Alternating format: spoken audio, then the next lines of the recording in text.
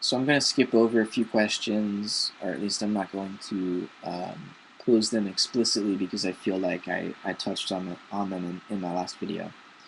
I'm going to move ahead to AEV automatics question, which was about what my take is on this natalism, anti-natalism debate that's going on between a lot of YouTube users. I've watched bits and pieces of videos by Gary, Do Not God, by Conference Report, by Professor Anton, by Apropos of Wet Snow, and others, or at least I've seen that there have been other videos. I haven't really been paying too closely, I haven't been paying attention too closely to these videos, but, and you know, the reason is because I don't think it seems like a silly conversation to be having because, you know, natalism is the idea that we should reproduce, right? We should bring new beings, new persons into existence through procreation. Antinatalism is the idea that, well, if the universe is, you know, life on Earth at least, is fundamentally negative, if there's always going to be a net loss, and it's going always to be basically a situation of suffering, then, you know, the antinatalist argues that we shouldn't bring new persons into existence. We shouldn't procreate. And I think that the reason I find it silly is because it's assuming that we have the free will over and above our biological inheritance, that, you know, we are creatures that are sexed, that are male and female, and in order to continue to exist as a species, we're going to have to reproduce, right? Saying you're an antinatalist is something like saying that, you know, maybe you as an individual could decide not to have sex, or at least not to have a child. And, you know, some individuals do decide not to have sex. They become priests and they decide not to have children, even if they are going to have sex. So it's possible, but I think on the species level, it's really not possible.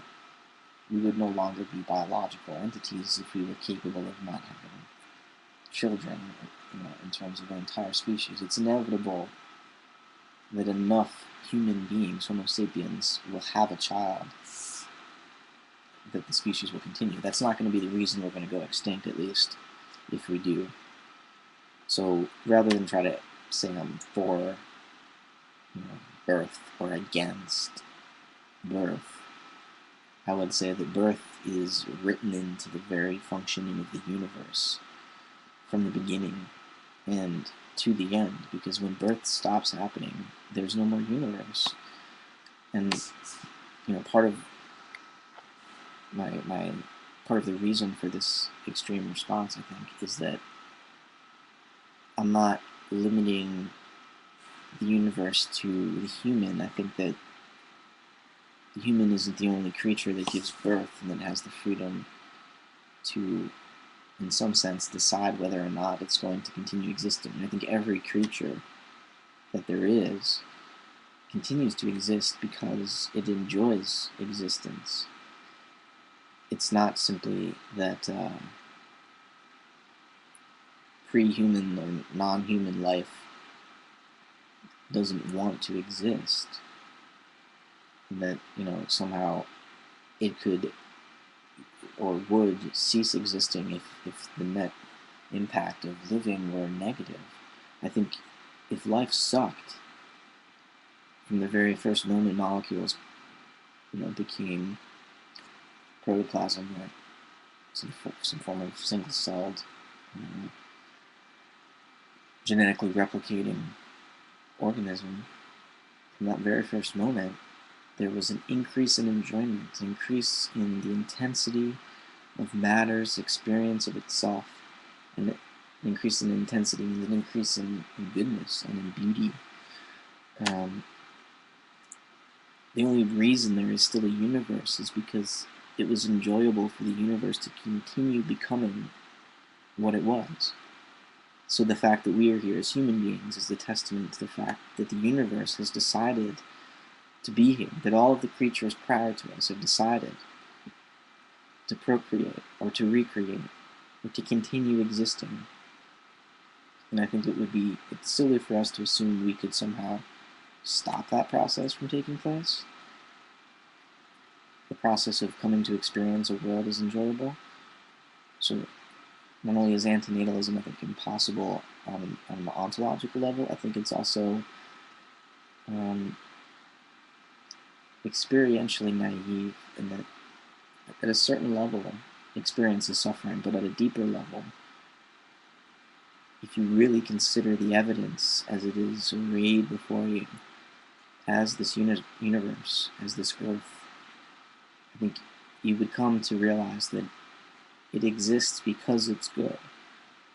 It isn't necessarily good because it exists. That's like, if you're familiar with Leibniz, he had this idea that we must live in the best of all possible worlds. It must be good just because it exists. I'm saying it exists, and therefore it must be good. It is the good manifest. The universe is necessarily the good. It's our only standard for judging what might be good versus what might not be good. To even do cosmology, we're already making a moral assumption that the reason we're going to study the universe scientifically, the universe as a whole scientifically, is because we find it good. And we see it as an example that is being set for our own behavior as microcosmic beings or organisms. So natalism is impossible metaphysically and unethical, I think. If ethical means participating in the larger course of events as they exist in our universe now, then anti-natalism is unethical. I wouldn't go so far to say it's evil, but as Alfred North Whitehead put it, evil is novelty in the wrong season. It's an attempt to do something new that is so against the grain, so contrary to the inherited situation that it destroys that situation and ends up inhibiting growth or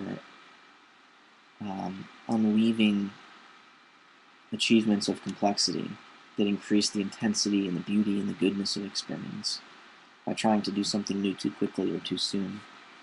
That's what evil would be. So ethics is always going to be trying to participate in what's happening, not as if you don't have the capacity to steer it in a more positive direction if you don't like what has happened, but you always have to say yes to what you're given to be ethical, I think.